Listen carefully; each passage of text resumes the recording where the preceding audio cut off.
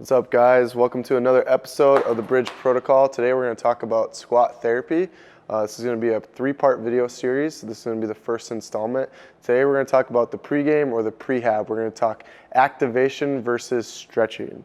So, Coach Ellen is going to be my partner today. She's going to be a little bit of my demonstrator. So, the one thing that we've been talking about a lot lately is that how important not only the rehab, the post stretching is for you, but how important activation is prior to squatting or really prior to any movement. So we're going to talk about the differences, because the question gets asked a lot, well, what's the difference between stretching before and stretching after, all right? So actually those long, deep stretches are something we want to save for after. So today we're going to give you about 4 or 5 different things that would qualify as activation that you are going to use for before you squat or before you do any movement, all right?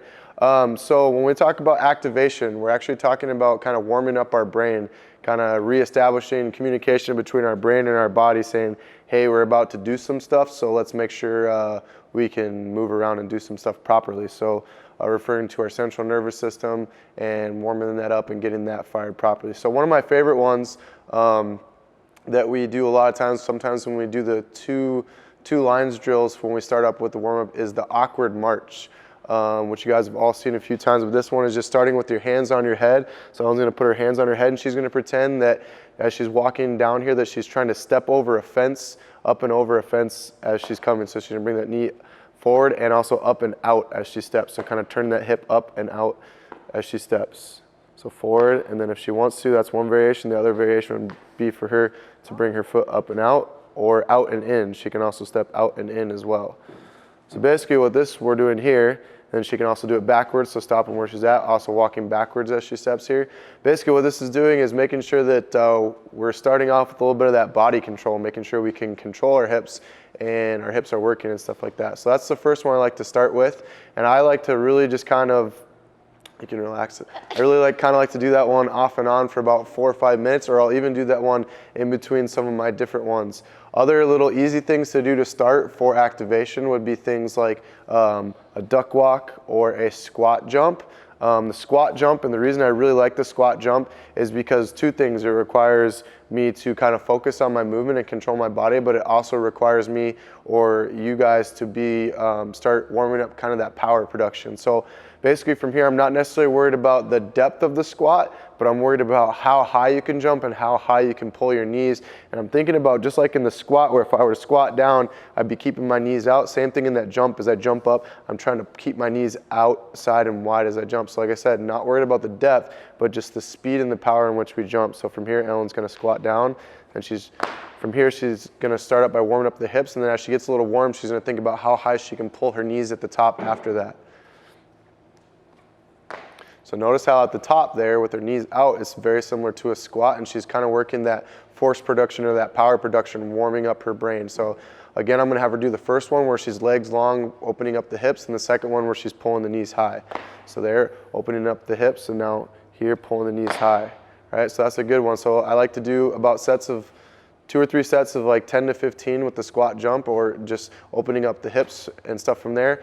And we want to do a lot of stuff before we stretch, because a lot of times when we're sore from day prior or anything like that, sometimes going into those deep, long stretches actually is going to kind of aggravate some of those tissues that are probably a little bit bound up. And we want to make sure we're nice and warm and actually have our brain kind of communicating before. So another one I really like here that we've shown, I'm going to grab a wall ball, that we've shown here in the past for some hamstring drills, but I feel like this works just as good for activation, is coming over to a wall or whatever. And from here, Ellen's basically going to stand, and she's going to put the bottom of her heel against the wall. And from here, she's going to do a little bit of a controlled draw with pulling the ball kind of up along the wall.